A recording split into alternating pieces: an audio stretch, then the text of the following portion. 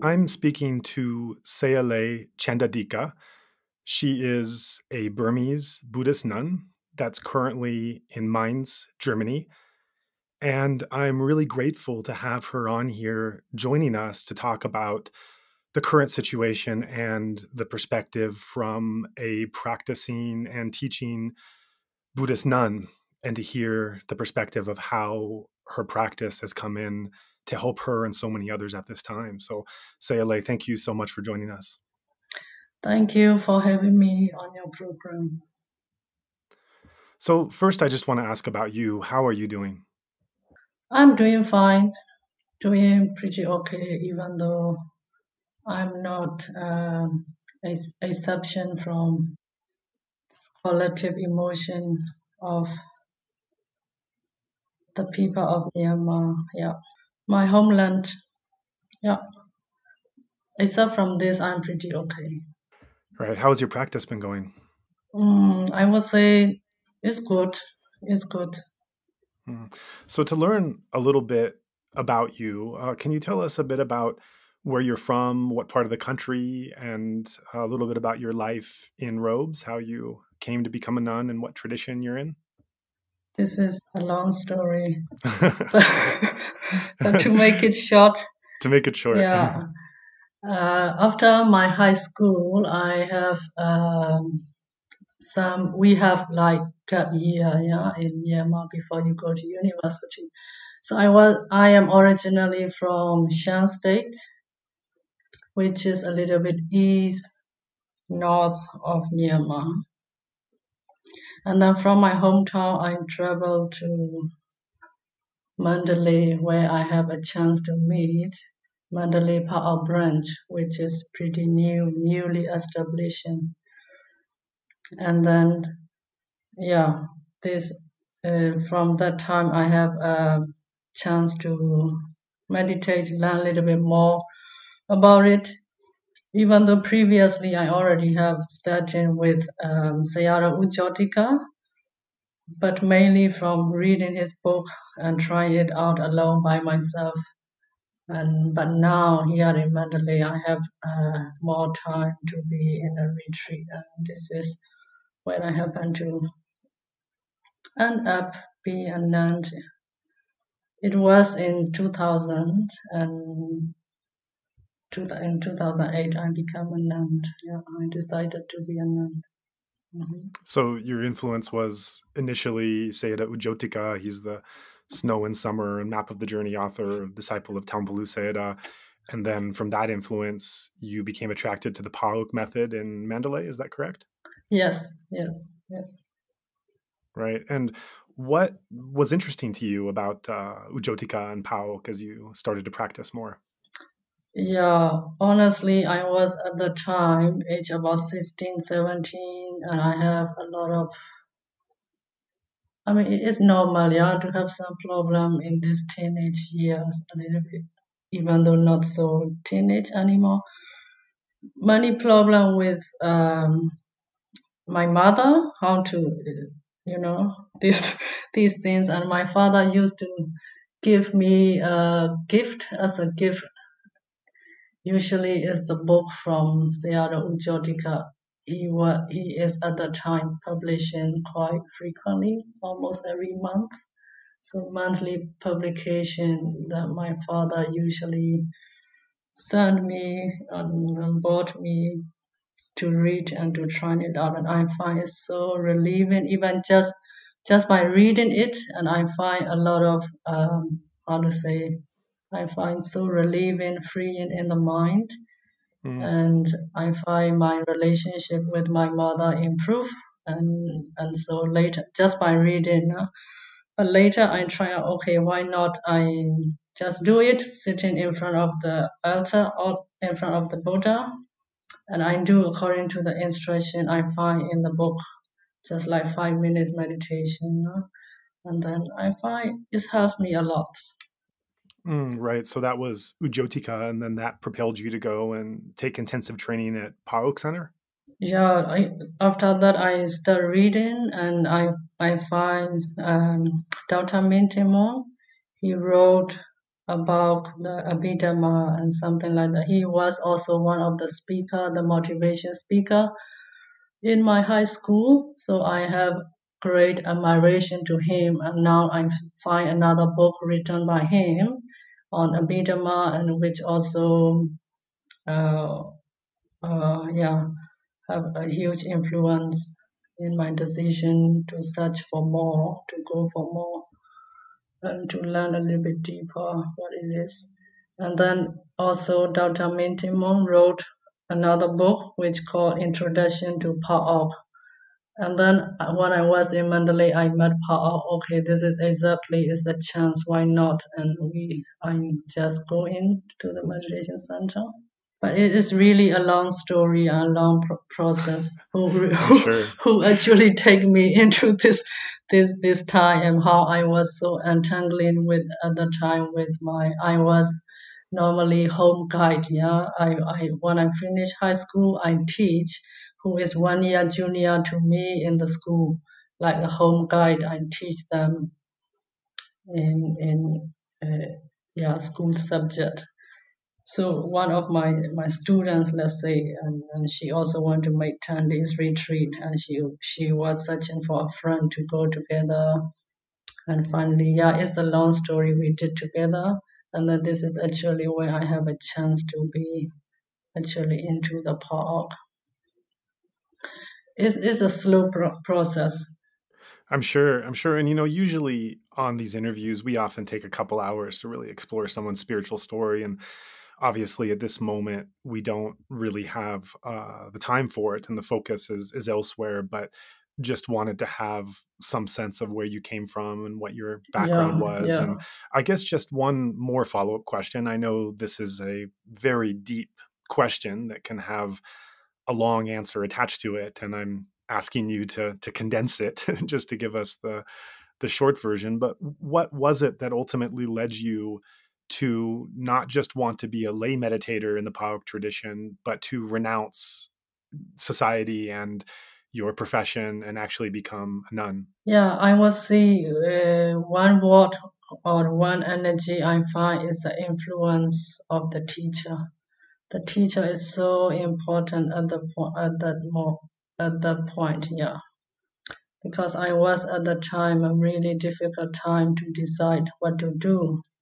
Yeah, two different at the age about 26 is it's difficult to decide which way I to go. Yeah, so it's like two different energies pulling me to stay in the watery light and to go to the monastic. And then what I find is the importance of having a good teacher. Yes, and I'm grateful. And now I look back and I could see this energy and how important it is. Right. So now you're in Germany, and what is it that brought you to Germany? What are you doing there? Oh well, another another long story. Okay, let's say in 2010, I have a chance to do meditation retreat with Venerable Paul Theology in Molyneux. And then there I met German nuns who has been practicing there. And then in 2017, I was in Rome, coming as a pontifical scholar for interreligious dialogue. And then one day, I received an email from her saying that, okay, I hear that you are now in Europe. Why not come and visit my monastery in Germany? And I reply, okay, why not? And then finally, I end up here in Germany. But this also is a long story, yeah, to make it short.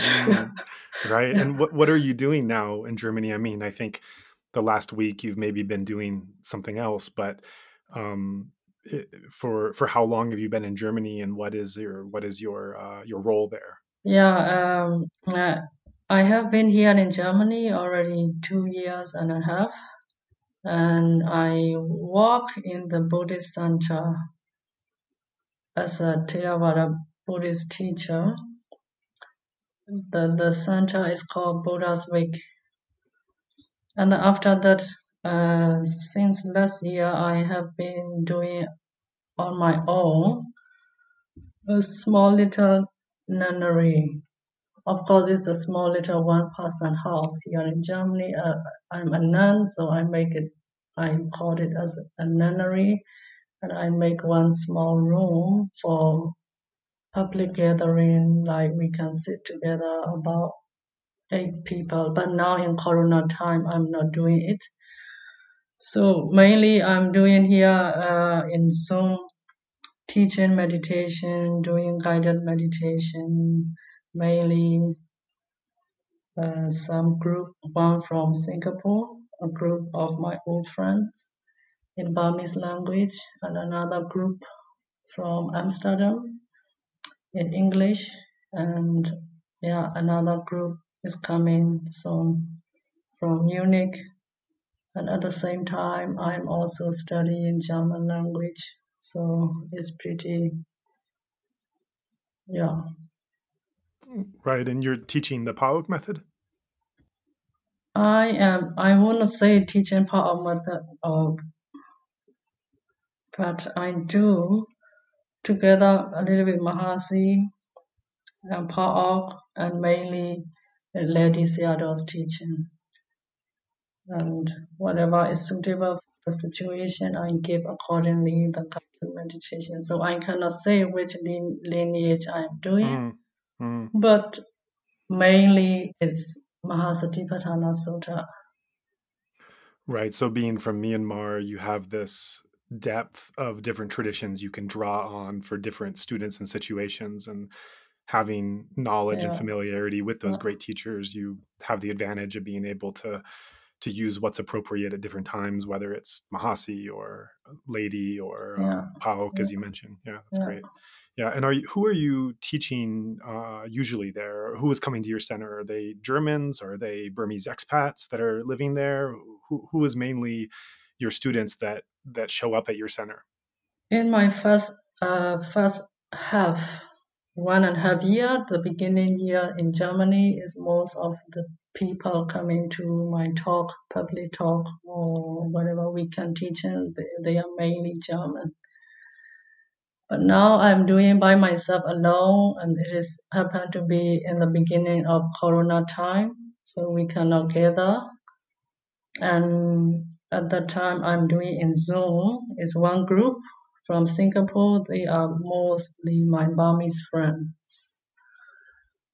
And then Amsterdam group is a mixed Dutch, Slovenian, Burmese, or also European Burmese. And then Munich mainly German. Yeah. But for me, it's okay. I have I have to find any way to. I also love to do it to make the Dhamma into what is suitable for which age group and which people. It Mhm. is okay. I like we to adapt this. Right. Right. So you're a Burmese nun living outside of your country, and this last week has probably been kind of a challenging time to be away from so much that's been going on. So what has it felt like being out of your native country when so many profound and unsettling things are taking place? Yeah, it was difficult. It was difficult actually in the first day to wake up with such a news. And I would say I could also see it is quite even traumatizing to all the people of Myanmar. I'm not exception, of course. And yeah, this collective suffering, collective emotion.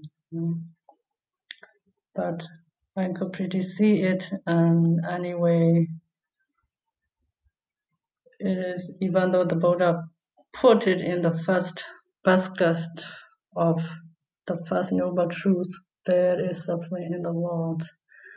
But now it's like the suffering is coming directly to your door. and it is a huge challenge. And also to test, it is a huge true test about your Dharma practice, or whatever you call it. How strong you are, or how is, what do you really have inside is this time to come out.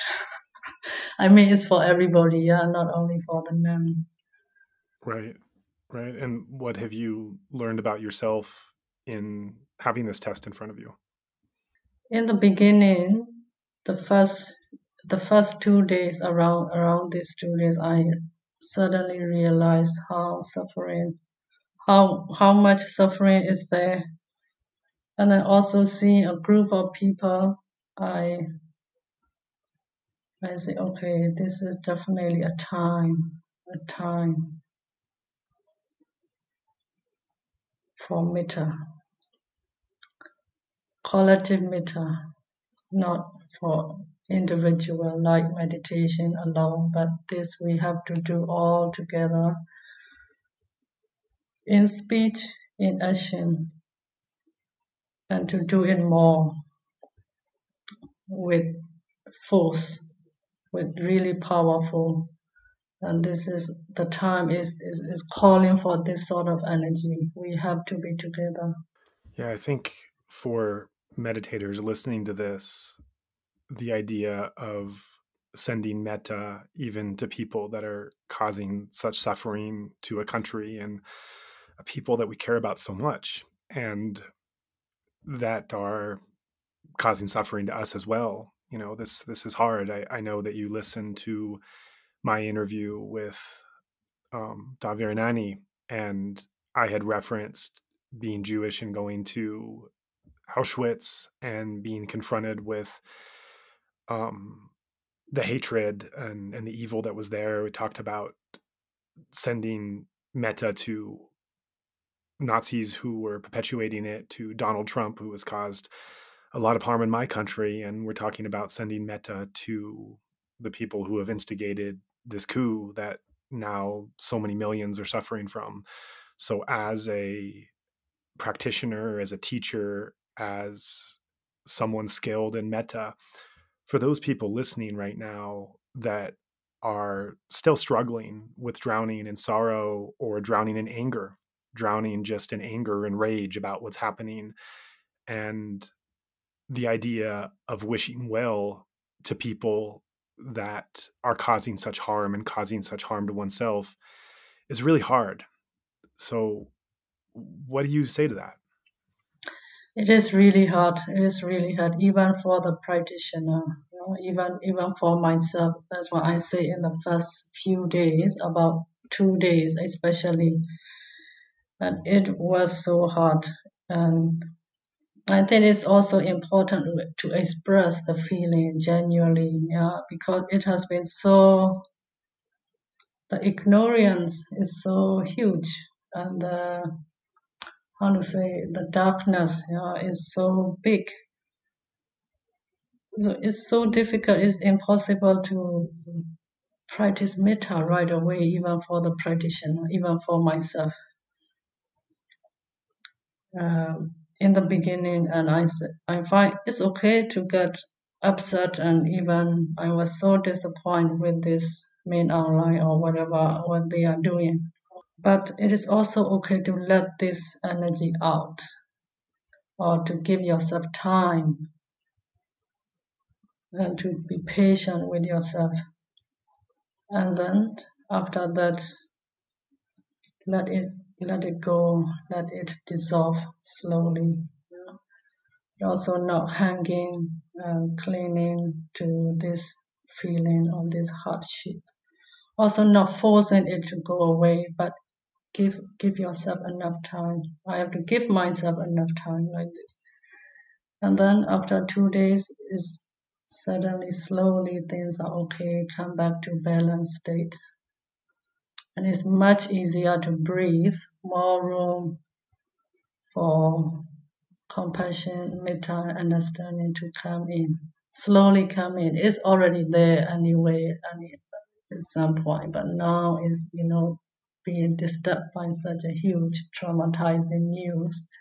And then now it's slowly coming back, and then also let it be, let it come back.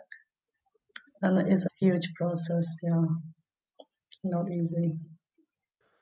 Yeah, I know that you're connecting with a number of Burmese students online on Zoom and helping them work through their own trauma of what's happening, what's continuing to happen, and how, and you're helping them in a dhammic way. You're helping them to work internally with the pain they're going through practice. And you've described a little bit just now about your own process, your own emotions, your own efforts. I'm wondering what you would have to say about the students you're working with, about the Burmese students you're connecting with. What are what are their experiences? What are these practitioners going through? How are they working with it? How are you advising them? Yeah, it's actually we have a guided meditation session, and then we met together again. They are also, most of them are outside of Myanmar. They are Burmese, but they are outside of Myanmar. So we can't do anything, but we feel something. But they also feel quite disappointed, and some of them already planning to go back and to Myanmar and to start the entrepreneurship or new business from Singapore. A great plan with great future, great hope, and now it's like all hope suddenly, your bubble burst, and then they all disappointing. We talk a lot about it, and I do the guided meditation slowly. Okay, just accept, and then also give yourself time to go through. And you are not alone. We are all together. We are all together, and many people the same. And then this notion that I am not alone in this suffering, I think it's already helped them. And then it had been a difficult time for us.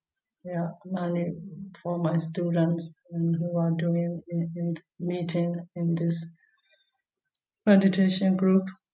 And after that, I see in the second time we met twice a week. So in the second time, people change a little bit. There is more room to breathe, even physically. Could feel the energy is there. But in the second meeting, the second guided meditation, they feel a little bit easier to breathe, more hopeful, a little bit easier to find or to start to do mettā. Yeah, but one very small amount, but it is happening. It is happening because it's so hard. It's so difficult. Yeah. So another question, being from Myanmar, you're not just Burmese, but you're obviously also dedicated to the Buddhist teachings, and you're a practitioner and a teacher.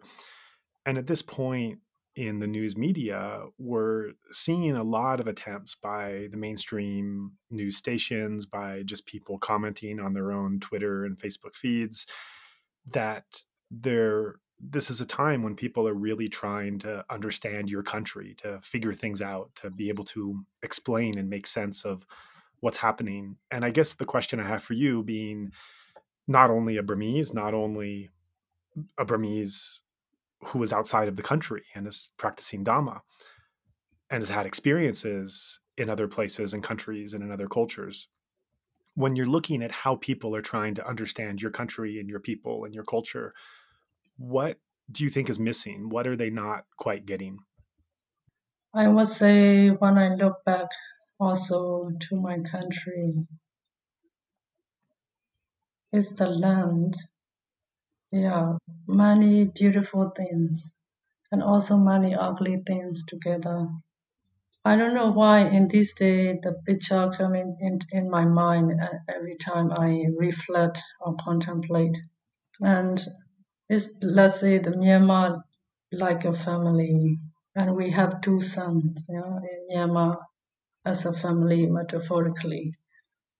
And one son the elder son is a good son, and we got the younger son who is not, not so behaving. And then people love Dharma so much, and people focus on the good son so much, and okay, this is how things should be. I could see maybe it's a time we pay attention to the second, the younger son who are not so behaving. If we really want to make this family, this country really peaceful and coming together as a family. Yeah, I also think what is missing in this process, we already have such a wonderful teaching, beautiful Dharma, and what kind of energy is processing. And there is a saying in Myanmar, I think you also speak, or I don't know, learn some Burmese saying in your book, in directory, yeah, that maybe it said, Mali Bieli, yeah. I don't know you heard about it or not. But the meaning is like, for example, when in the village many years ago, there is not medicine are not so advanced, and then they have the village medicine man as a doctor or as a healer. And when somebody is shouting, screaming, and they think, okay, he or she is being possessed, something like that. And then they bring him or her to the medicine man, and then he has the book about mantra, or okay, if somebody have the symptom, which mantra you have to recite, to make the spirit go away or whatever, according to the belief system. And the medicine man, he chant the mantra, and then the saying goes, the more he chant, the worse the patient. So I could see the situation of Myanmar is why is happening again and again, it's getting worse and worse in this second son situation. And that it is not the time anymore that you have to chant the same mantra again and again. Maybe I could see that maybe there's a time we need another method. And then I cannot also see another method rather than mettā. So you think that the method we need now is mettā? Yeah, or if it doesn't work. Right. So that kind of leads to my next question. And this is this question of like engaged Buddhism. Are you familiar with that term? Yes. Yeah. So in the West, there's been a lot of discussion about social action and engaged Buddhism, how you could take the teachings of Buddhism out into the world in different ways. And that question of kind of using meditation principles or Buddhist doctrine in social causes in the West is something that's been discussed and talked about for quite some time. But we're now seeing a protest movement arise in Myanmar. Of course, not all of these protesters are Bamar. They're from other ethnic backgrounds. Not all of them are Buddhists. They're from many different religions as well. So we don't want to blanketly describe all of them as coming from a background in Buddhism or even engaged Buddhism. But the question I have for you that I'm wondering about is, in seeing how the protest movement has taken shape, have you seen examples of Buddhist principles or doctrines or things learned on the meditation cushion? Have you seen them being applied to social activities or protest? Yeah, some are happening, I would say, is quite positive. I don't know it's coming from which source. And I also, now being in overseas, away from my homeland, and I have a chance, only the access to seeing from my friend. They are posting some videos. And I am quite positive about it. People applying in their speech, for example, at the moment, it's very important to have the right speech, which is, in this case, I would say metaphor speech. if somebody is pointing you with a gun, and then you coming across, you confrontation is the energy is so intense.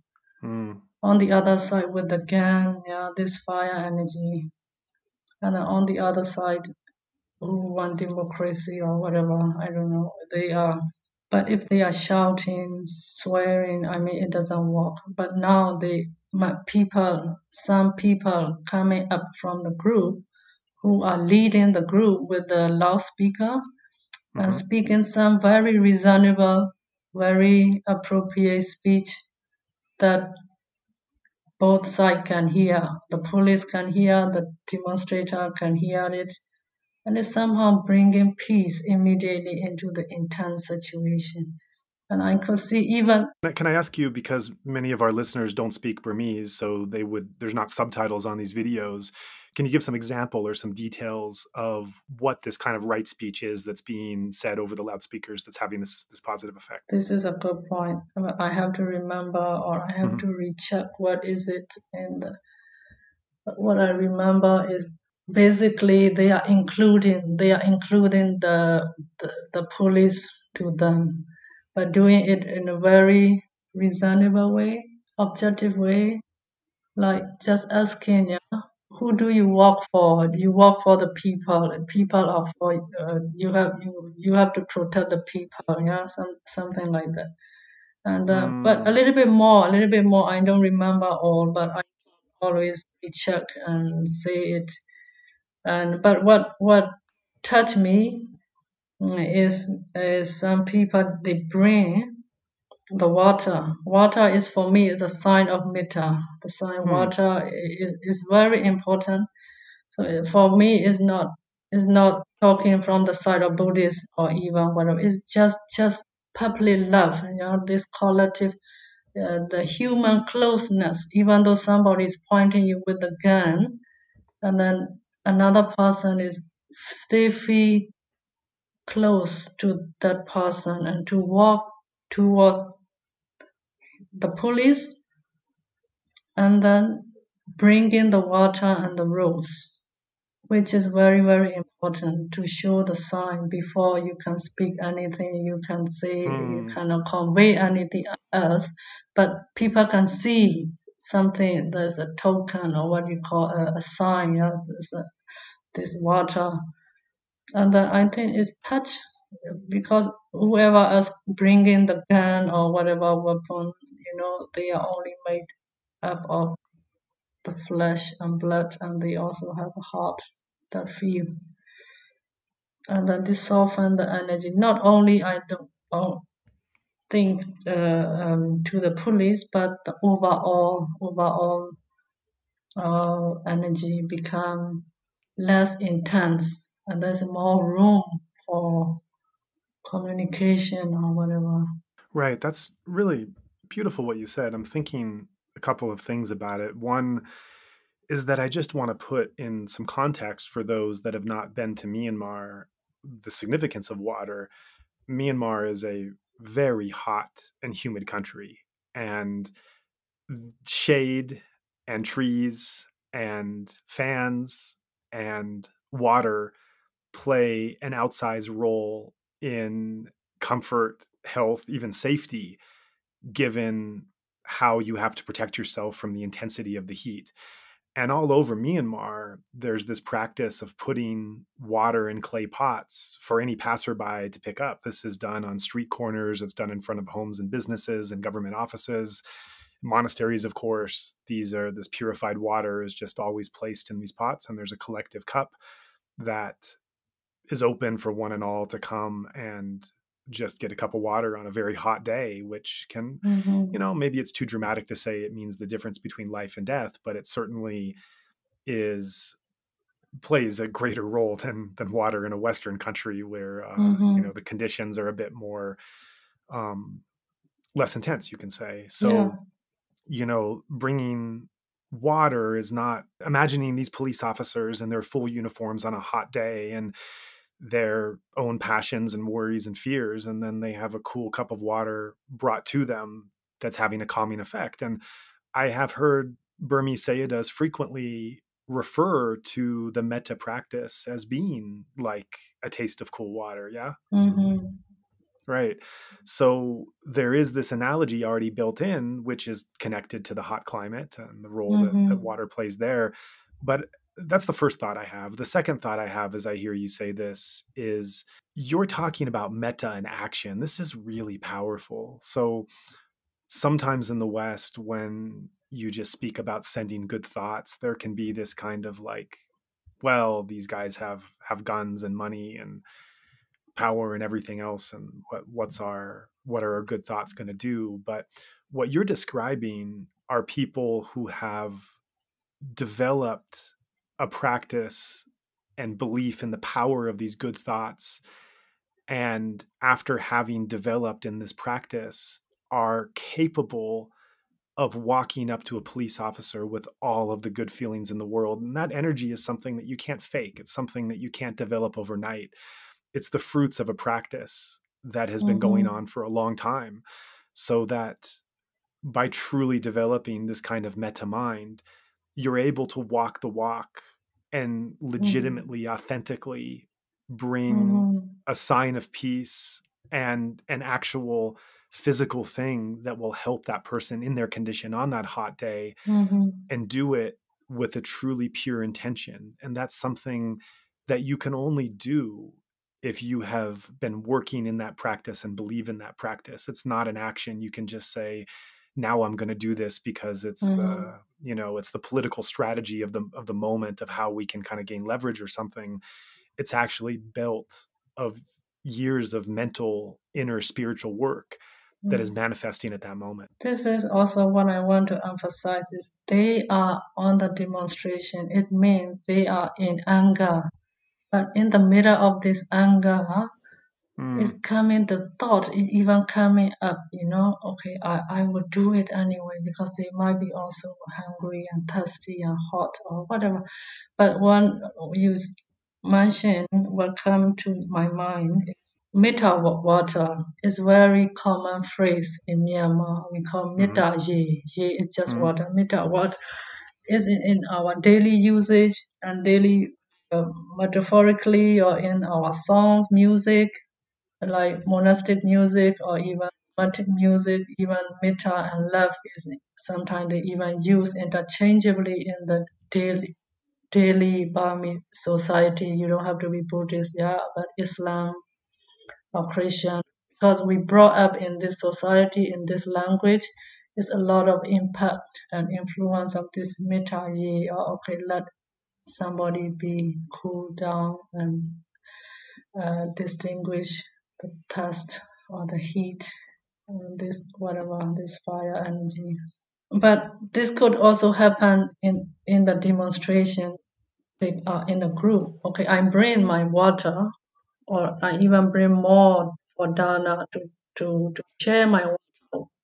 I can also do it with the people who share the same group, my people who love Aung San Suu Kyi or demonstrator. Yeah, but now they even share to the people who they are fighting. Basically, they go against with them. But mm. even okay, but this basically I still share. It is something coming up. This also I say is the time this situation challenge what you really have inside of you. You don't have to. I'm not talking from the practitioner's point of view. Yeah, they are just maybe they practice their life and in their society. They have a lot of this input already, but not they are like nuns or a monk. But even then, they are. It's something coming out from the non-practitioner people. Or maybe she might be practitioner, I don't know. But what I'm saying is now in this situation of in the middle of anger and something still coming up and it's beautiful, I find it. It's bring Mm. a lot of light and you see the power of the small things, the power of small metta mind, which is coming up as an action with a token, which is what so important, powerful. This is really powerful. Yeah. So this is like love will triumph. This is the belief they're going in with it, that this is you could say it has some connections back to the civil rights movement in America, to Gandhi in India, this nonviolence of confronting the problems that are happening in a way that are not causing more pain and more problems and more harm. And I also see in the pictures I've seen, you reference mettā, I've seen an enormous amount of Dontna in action, just unspeakable. I've Mm-hmm. never, I'm not an expert, I'm not a scholar, but in my casual reading and knowledge of protest movements around the world, I have never in my life seen the kind of Dontna and service that is going on this week. People that are assigned to pick up trash, people that are handing out free meals, free water, free food, Mm-hmm. rest stations that are set up so people can take a nap and have something to drink, people that are very young and very old that are coming out, but that are also being taken care of and supporting. And usually when you look at protest movements that involve millions of people, you have a fear Mm-hmm. of a mob mentality and some kind of energy taking over and doing things Mm-hmm. that people lose control. And here, I'm not there, and I don't know everything, but from pictures I've been seeing, what you describe with mettā, that because I'm not fluent in Burmese, I'm not getting all the nuances of how that's happening in action. And what I've seen from these pictures that are clearly showing Dontna and a sense of service and a sense of non-harm, these are really, really powerful emotional forces that are coming not to combat, but to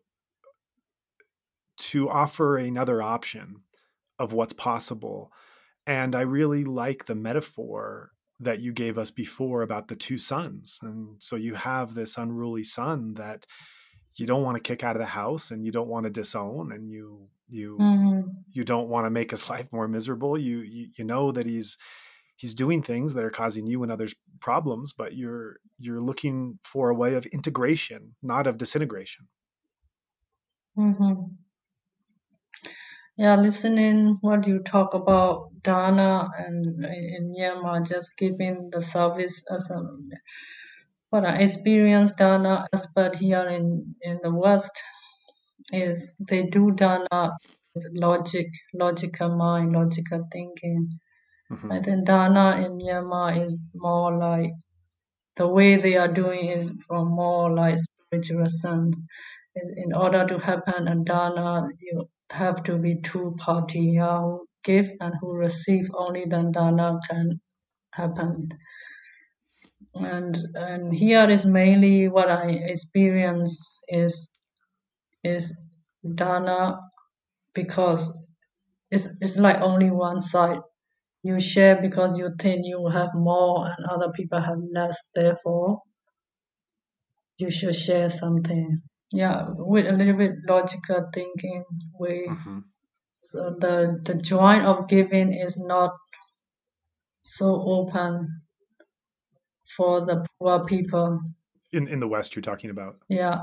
So the joy of giving only for the rich or something. I mean, it's not.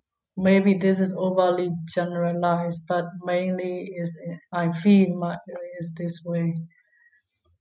Right. So in the West, Donna is given somewhat according to means and maybe pity and um, according to some of these principles. And in Myanmar, Dana is a way of life that's integrated into Mm-hmm. ideally every moment and every interaction. And that's manifested most profoundly in monks' alms rounds that go into very poor villages. And some people are only able to give literally a spoonful of rice.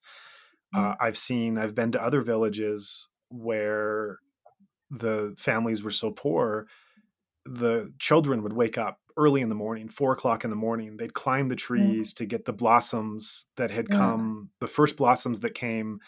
They would then pick the blossoms, string them together, and at 6 in the morning, they would offer them to the Buddha shrine. Yeah. There's no finances involved in this whatsoever. It's just an Yeah. action. Yeah. And so it's not based so much in how much do I have and how much do they Yeah. need, this kind of logical calculus that you talk about, but it's based on the value of seeing Donna manifested in every single opportunity that you could manifest this good quality. Mm. Yeah, I could see the joy of Dana, the joy of giving is open even to the beggar who is begging on the roadside. He or she herself or himself have not might not have enough.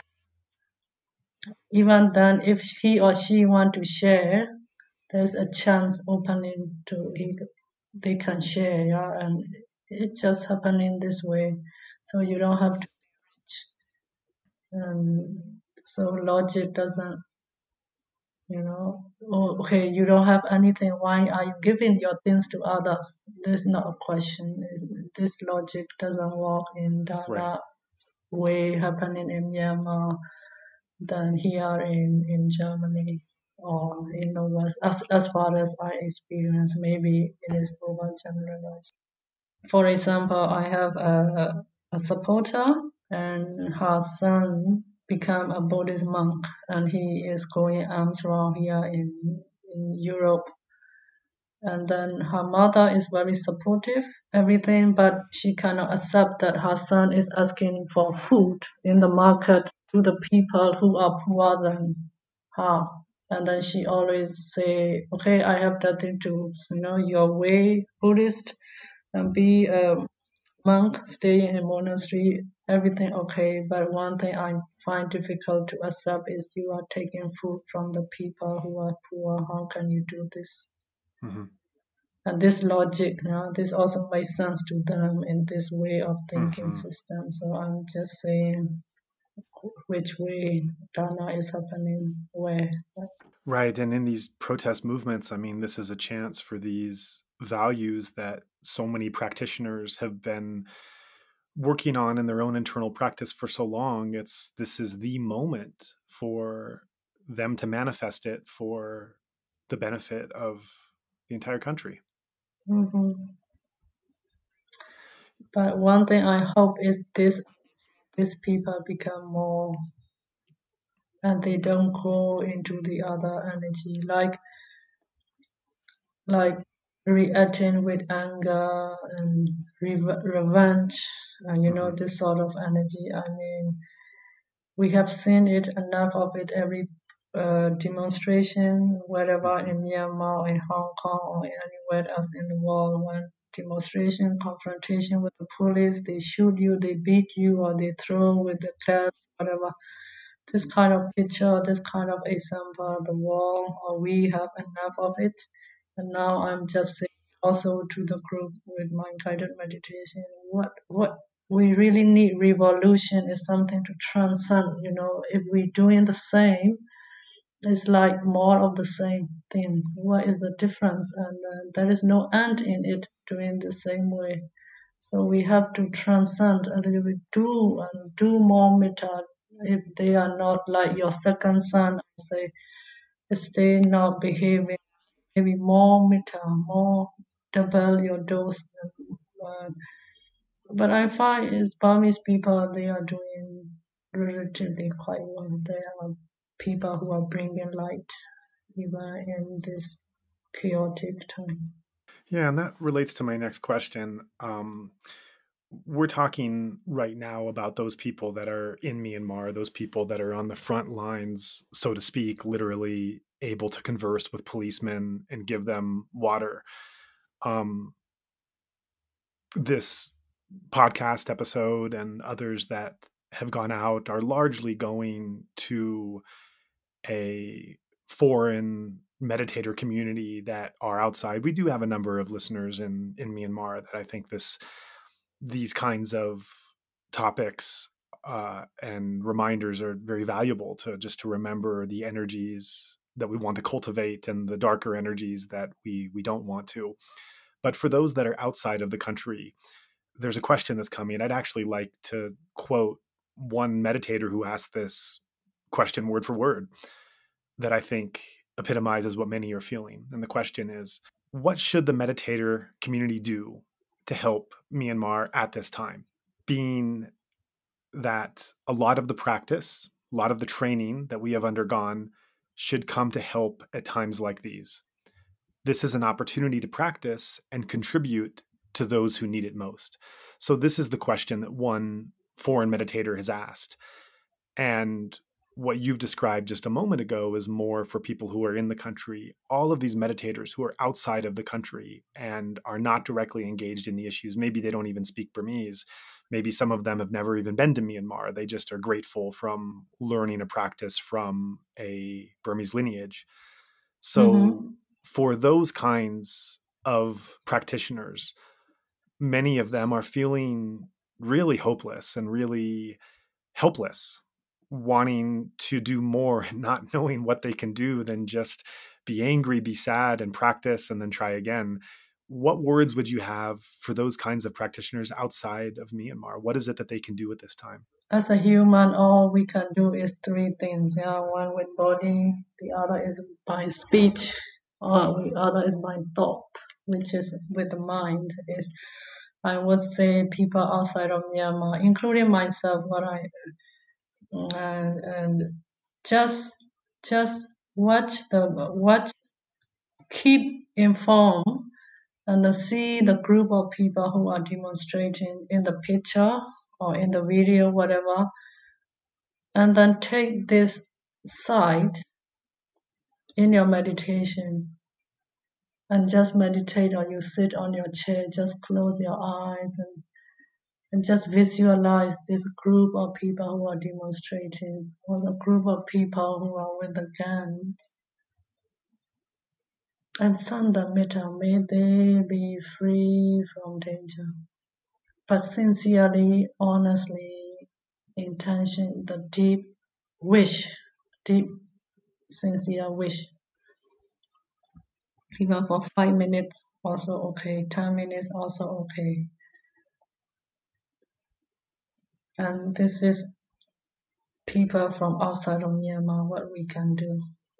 And if you have a friend, just encourage them. Say positive word, the mettā word by speech. If you can do something by speech, speak something positive, hopeful, mettā-ful, something connected to mettā. And also don't worry so much.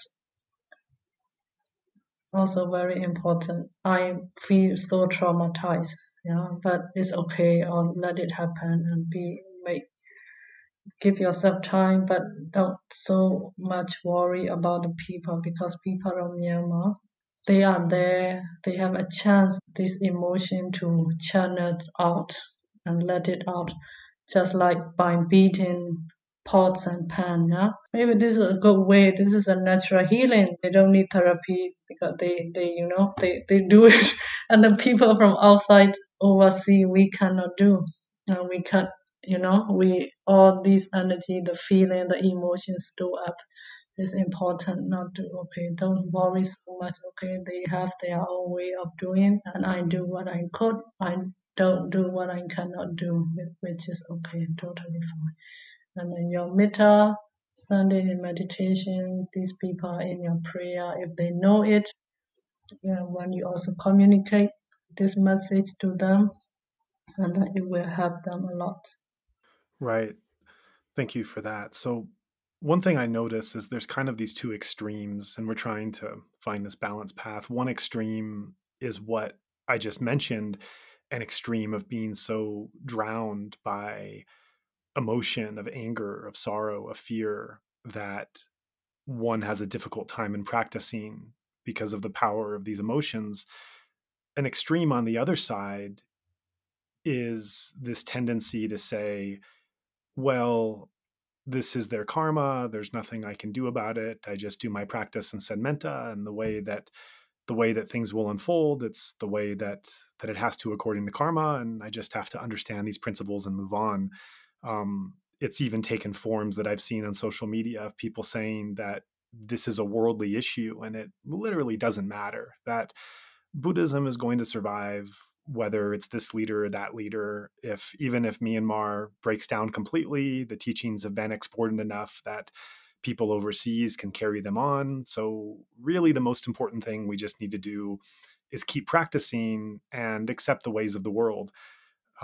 This is a tendency that I would call spiritual Mm-hmm. bypassing. Spiritual bypassing refers to using spiritual ideas and practices to sidestep or avoid facing unresolved emotional issues or psychological wounds, or in this case, social injustices. It's a way to say, I just need to practice and let the world take care of itself. And so there's an extremity of being so overwhelmed by emotion in the world that you can't practice. And then there's the extreme of being so cold and out of touch with the world that your practice becomes a way to really avoid feeling or thinking or caring about what's actually happening. So we just talked a moment ago about the other extreme, looking at the extreme of people that practitioners who might say, well, I just need to sit on the cushion and practice, and these things will just be worked out as they can. This is not really anything to do with me. What would you say to that kind of attitude? Yeah, but sometimes when we look at the situation, is in between of Dhamma and Adhamma. Sometimes if you keep silence, it is somehow the same that you agree with Adhamma in particular situation, for example, in this kind of situation. But this, what you mentioned, spiritual bypassing, if I don't know in which sense they are doing. Also, I also thought is not only with the Buddhist, but also can be in the normal public people, non-practitioner, or even some people they are not interested in politics, and they can be stay okay, let it be whatever, and I have to do what I have to do, and maybe this kind of mindset can happen to anybody, not only in Buddhist practitioner. I thought this could come from anybody, this kind of mindset. Right. So how to navigate that middle path, how to engage wisely with the social issues in the world without ignoring them and also without being overwhelmed by them. Also, if we meditate, in the first place, the intention, what is the intention? And that the intention is for the happiness of myself. Therefore, I can, if you are happy, this is what you carry, what you bring, wherever you go, this happiness, this lightness. If this is your intention of your meditation, and then it should be what you do, it should be also for other people, you and other people and you. There should not be division or separation. But if your intention of meditation in the first place is, I don't know, a little bit only for self-interest, and then maybe, but what the Buddha, if you are meditating, having the Buddha as a teacher, and we always look up to our teacher, what he did. For him is always happiness of the world or the people, and also of course including oneself, and then do whatever we can to contribute positive something by your speech or even by your thoughts and by your actions. Whatever we can do, we do. So we've spoken a little about the Burmese who are engaged in protest, about the Burmese that are overseas that you're helping, also about the foreign practitioner community that is overseas and wanting to support. Another big sector that we haven't talked about is the Burmese monastics that are in Myanmar, the monks and nuns, novices, teachers, sayadaws, scholars. What do you feel is the role that Burmese monastics should be playing right now? Oh, I see it's a huge role because it is almost like Buddhist country, all such a beautiful teachings are coming from. And I would say even we take back our example, Myanmar as a family with two sons. It's almost, I would say they are the elder sons. Yeah, the elder sons. They also, this is my younger son who is not behaving. And the Myanmar as a society, as a general.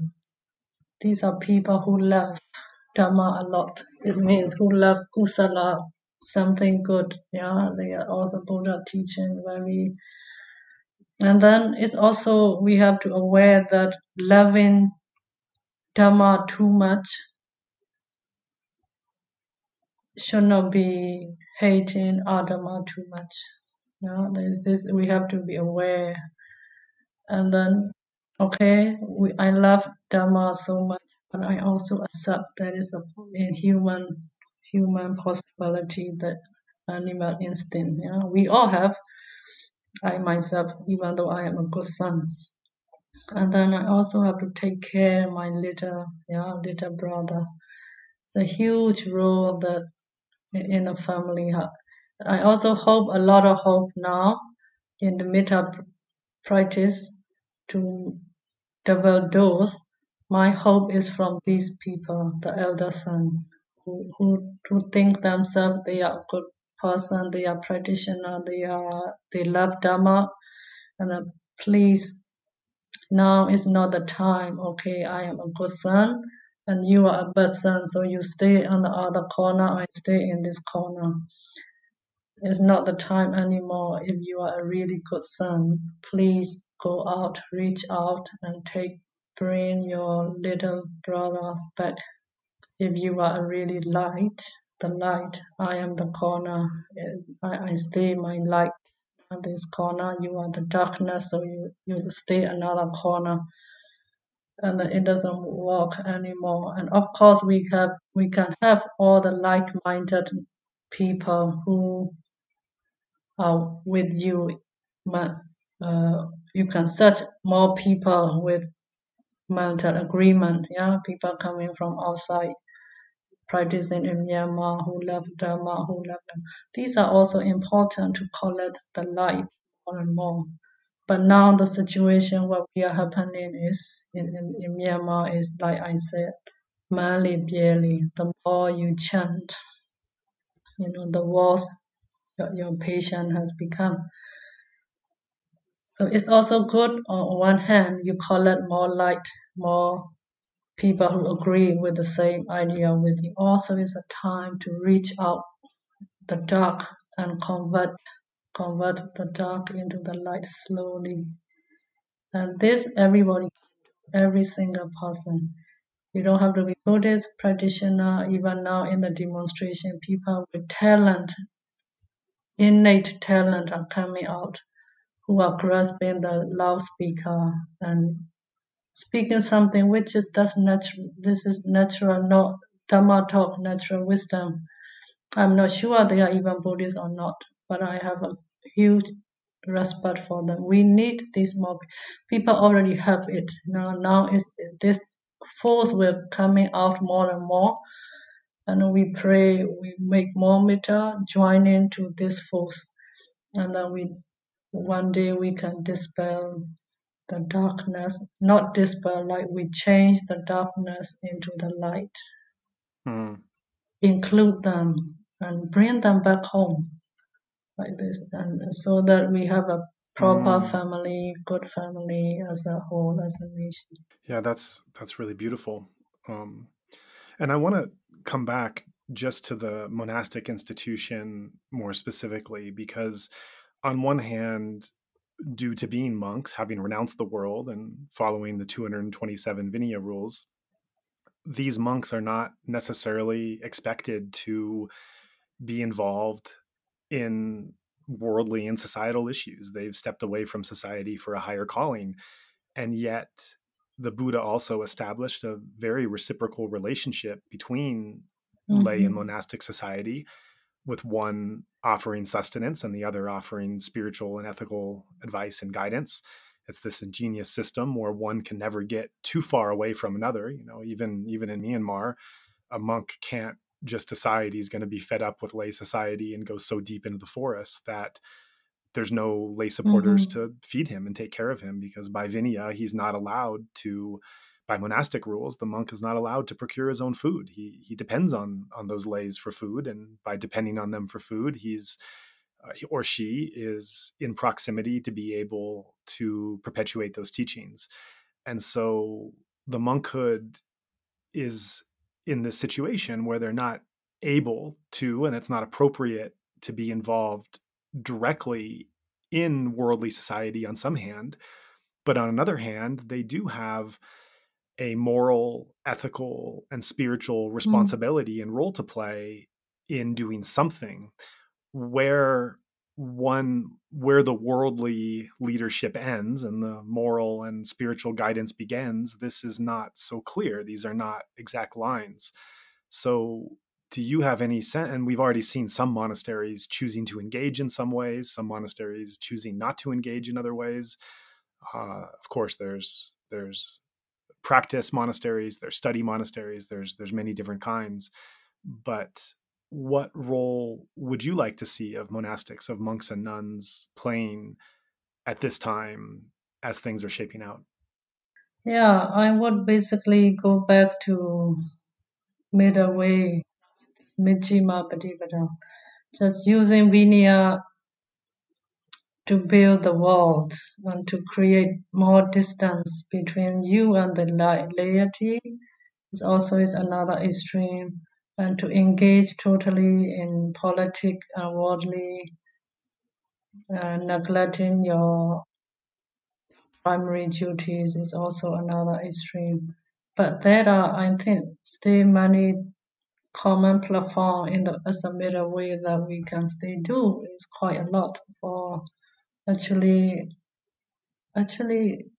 there's quite a lot that the Dhamma or Dhamma teacher can do or can impact the society in a positive way. Even in this time, for example, the monk as a rule, we cannot create riot, or definitely for sure. But it's okay just to express your wish, attitude, okay, I am on the Dhamma side. This is okay to express that. This is my view. And to express your view is okay. Okay, my view is according to the Dhamma for the welfare of many people. I think this is is allowed to do for the monk. Right. So you would like to see more monastics expressing their honest view in accordance with the Dhamma pertaining to the current situation. Because if you keep silence, it's like sometime in monastery, if you keep silent, it's just saying yes, yeah. So it also is not good to say yes, even though you don't mean it, but it's happened to be in the situation. It's not okay, and I think this is not what the Buddha would love to, but to bring people together in peace. But actually, it should be. I don't know what something is missing when I will go back the love of the Dharma and something wholesome, something good. And we show it too much and we happen to neglect the other son energetically, maybe, and reject, neglect, ignore, and being too much paying attention, caring, praising to the elder son, or this kind of energy, this side of energy, and then another side of energy is going totally wrong. But I think now we could find more mettā, more understanding, more reaching out, just make friends or something like that, more opening up, and then let them feel safe, feel included, and slowly, there is a lot that monastic can do, what the elder son can do. Right. So, in other words, there's a time to engage in noble silence, and there's a time to engage in right speech. And we need to have the wisdom to not just follow some kind of platitude of what one thinks it means to be a monk or to be a practitioner, but to be skillful enough to know how to engage at different times in different ways. They are also doing it already a lot. But what my meaning is in this saying, the more you chant the mantra, they have chant a lot of mantra, a lot of Dhamma teaching at one hand already. It's a lot, enough, more than enough. and even reaching out to the world from country of Myanmar to the first world country. And there's a lot of them are already there. But the situation, what is happening is Mali barely, not the same. It's the more you chant the words, and then maybe all we have to do is, or maybe we are missing it just very short. It's just close, but we are missing it short. And 1 is 10. It can be easy because Dhamma is already there. Even they are the young son, the younger son is behaved, but they also brought up in this Dhamma society. If maybe I hope my prayer is we find a way that a method that to convert these all into darkness into the light. I think it's already there. All we need or what we are missing is only one. And what is it? And I find this is more mettā, more reaching out from, not only very like what you found, what you have to chant, what you find in the book, which is true, which is the right speech according to the book. Also, this also is the Dhamma. You chant. But also just have a look what is happening, what is the impact. Not only all the time with like book wise, you call this, also a little bit with heart and reaching out, engage a little bit more. And I think by practicing, believing in mettā, and if your willingness, your truthfulness that you really want your younger son to come back. Now the truthfulness is strong and they will come back and you will find a way. But not only performing according to what you read in the book. This we all have enough, and this have been benefiting very, very positively to the elder son and all the other people. But now a little bit more caring, listening, paying attention what is going on with the other son. If we really want.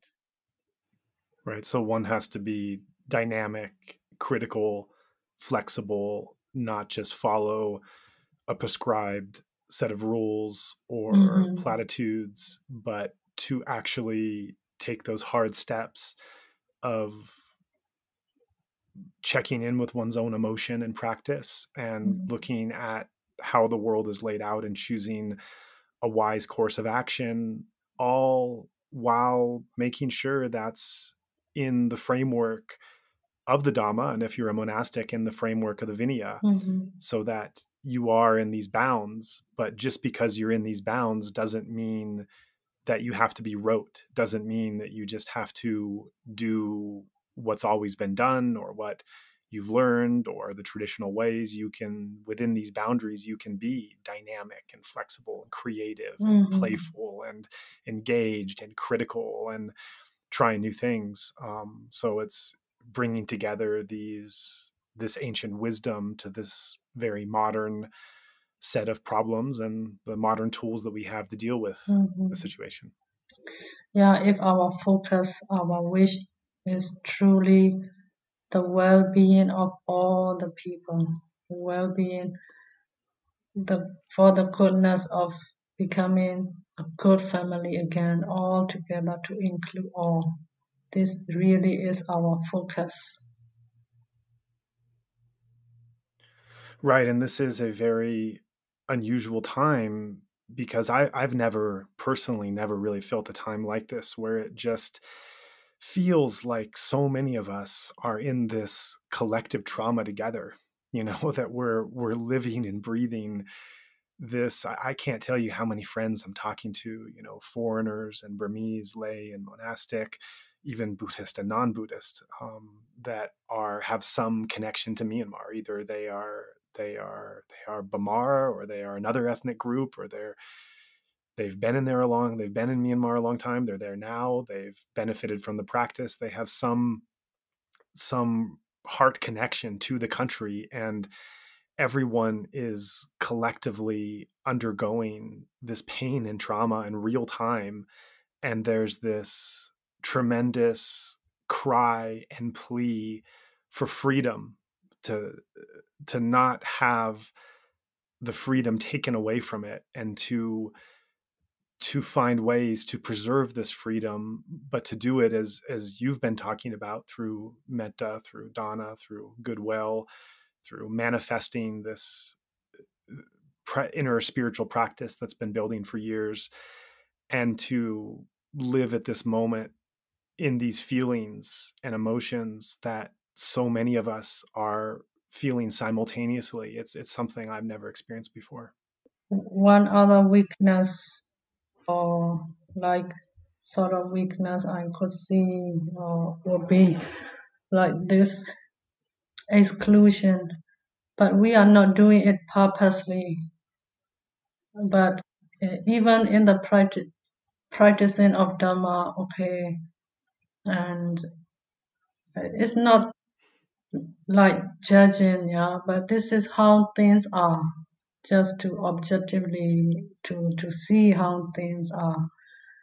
Even practicing the Dhamma, okay, this method or that method, and I mean, it's this way is nothing wrong, but in doing so, we are unconsciously or unknowingly, there is an energy of exclusion to each other, yeah. But Dhamma or the practitioner, the whatever lineage, this should not be mutually exclusive. This is so the energy happen to be this exclusion from here, a little bit here and there, a little bit here and there, and in doing so, at the same time, we include more people, and simultaneously we happen to exclude other people.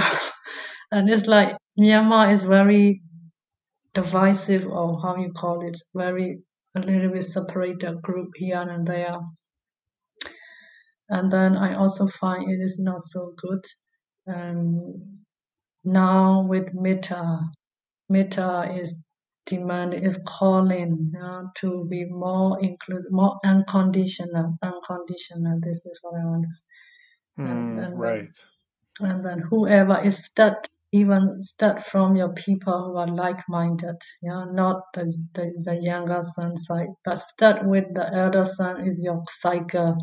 Start with inclusion, and then slowly the more inclusion come with more mettā.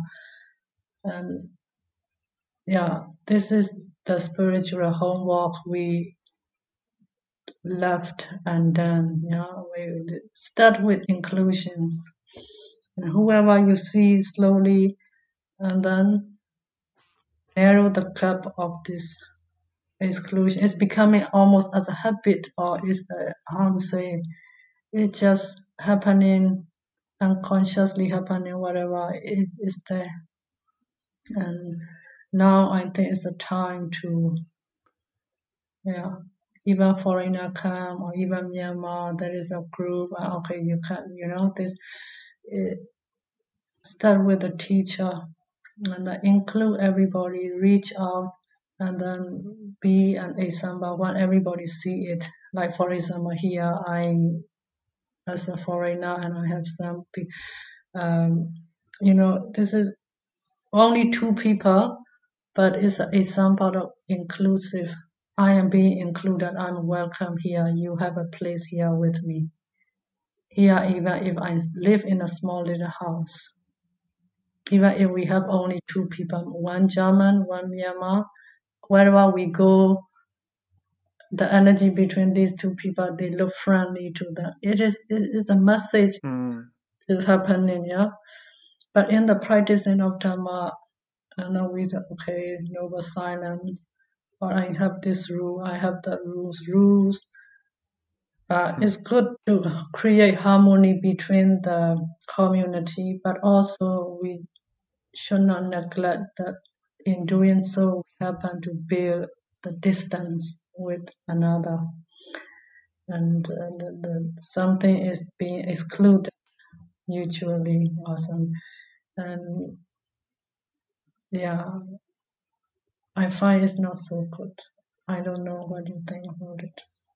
Yeah, no, that's, I think, coming back to this analogy of the family and the different members, I think that's extremely powerful. I think that your message of Donna and of mettā, especially of mettā, I think is really driven home by thinking about this as a somewhat broken family that one wants to bring back together into harmony. I think that's very, very beautiful.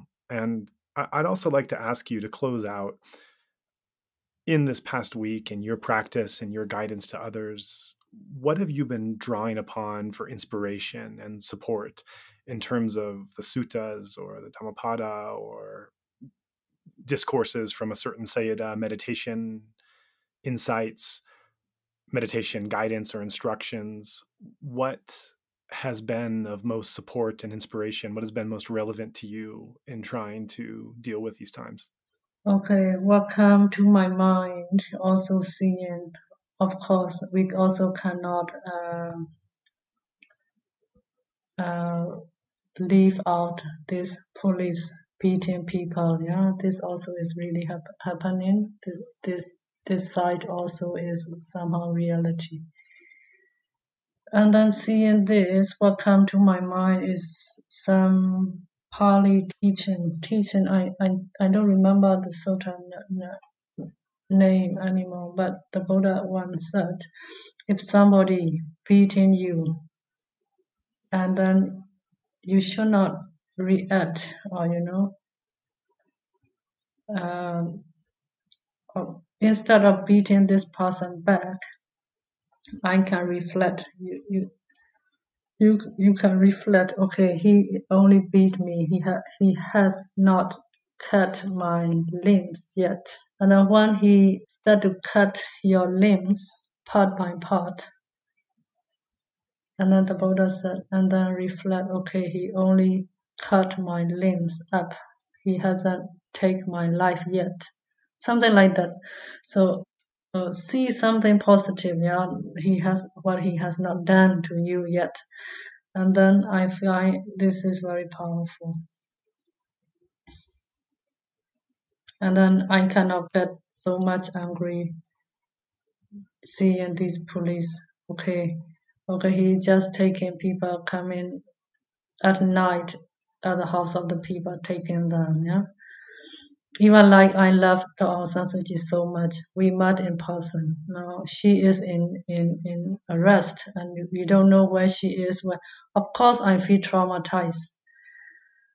And then later on, slowly after 2-3 days, I also this teaching, remembering of this teaching coming. Okay, they are not doing me this yet. They are not doing her yet. Yeah, something.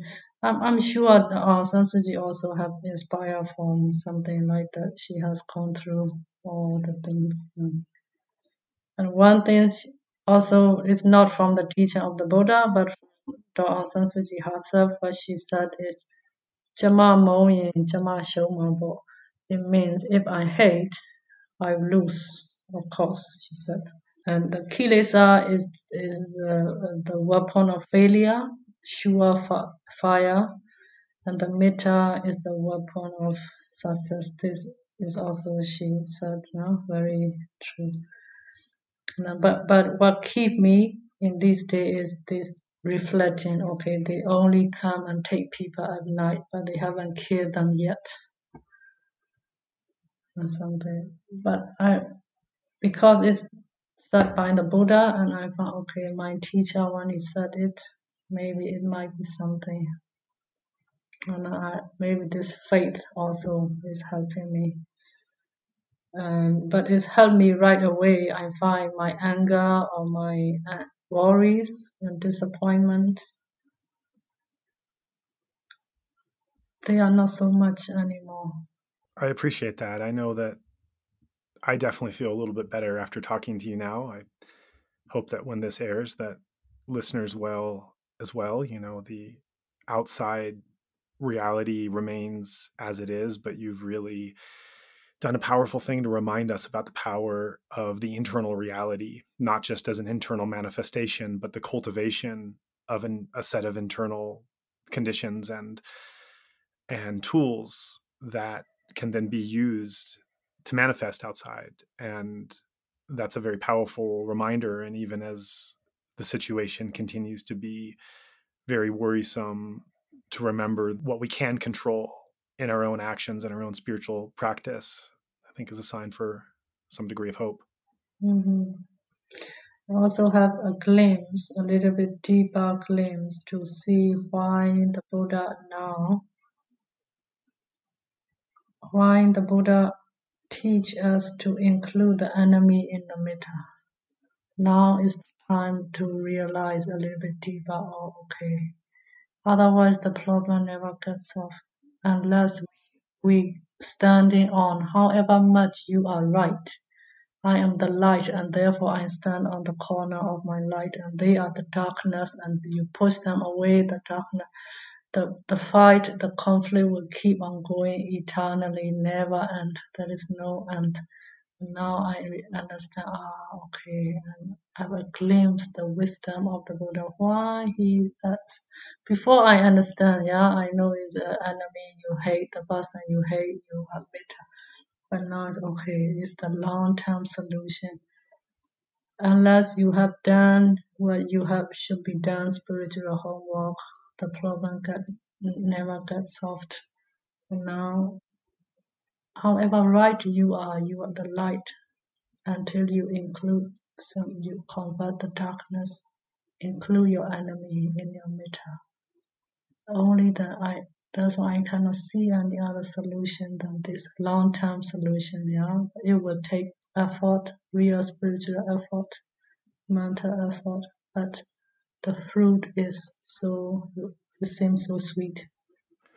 Those are very powerful words, Sayalay, and I think those are words that we should close with. So thank you so much for joining us, and best wishes to you, best wishes to the people around you, and to continue doing the good work you're doing.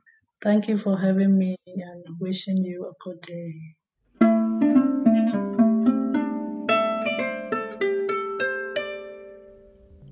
One of the beautiful things about Burmese monasteries is that everyone can practice selfless giving. I've seen poor families give just one spoonful of rice to a communal alms bowl, and I've seen still poorer families wake up at 4 o'clock in the morning to collect flowers and offer at the Buddha shrine. As our Insight Myanmar podcast runs on the power of donation, we also greatly appreciate any amount of support to keep our engine going. Like the morning alms of rice or flowers, if you'd like to give a monthly donation through Patreon, that continued support will allow us to continue making these episodes available to you. If even a small fraction of our listeners donated the equivalent of a cup of coffee as a monthly pledge, we could be funded well into the future. If your income is less stable, we greatly appreciate one-time donations as well. If you would like to join in our mission to share the Dhamma from the Golden Land more widely, we welcome your contribution in any form, currency, or transfer method. Every cent goes immediately and directly to sustaining the programming. You can give right on our website via credit card by going to insightmyanmar.org/donation, or through PayPal by going to paypal.me/insightmyanmar. We also take donation through Patreon, Venmo, GoFundMe, and Cash App. In all cases, simply search Insight Myanmar on each platform and you'll find our account. Alternatively, you can also visit our website for specific links to any of these respective accounts, or feel free to email us at info@insightmyanmar.org. In all cases, that's Insight Myanmar, one word, spelled INSIGHTMYANMAR. If you would like to give in another way, please contact us. Thank you for your kind consideration.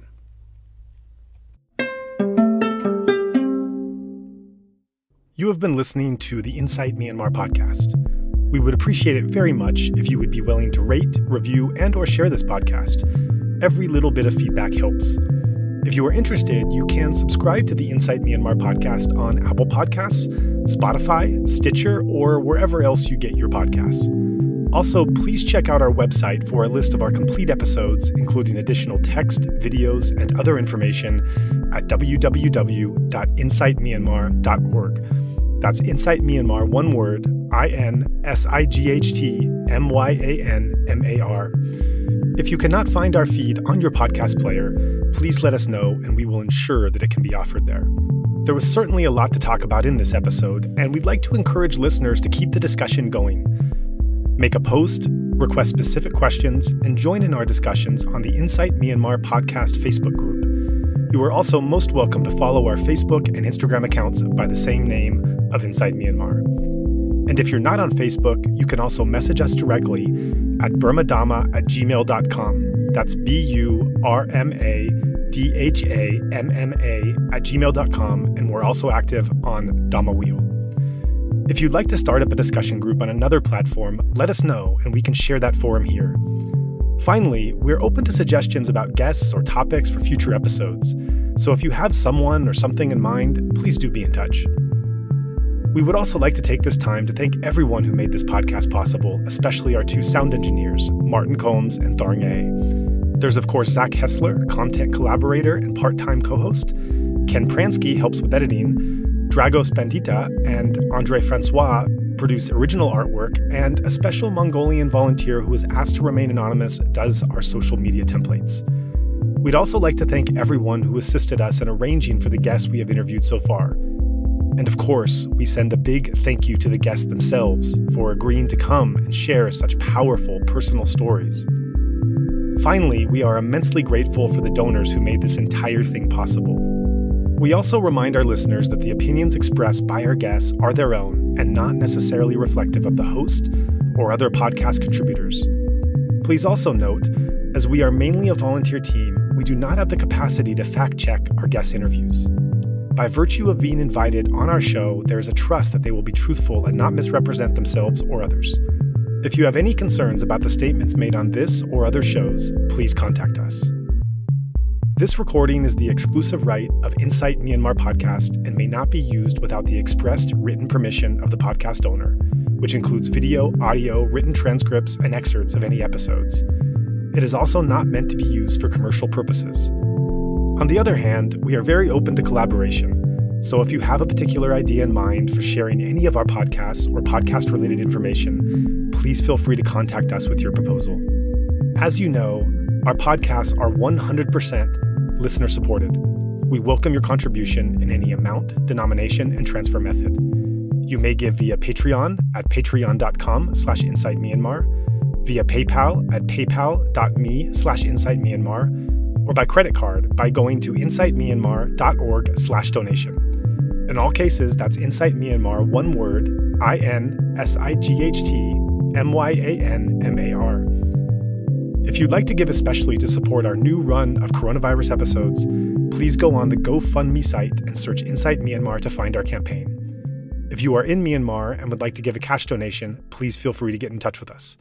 Thanks, and see you next show.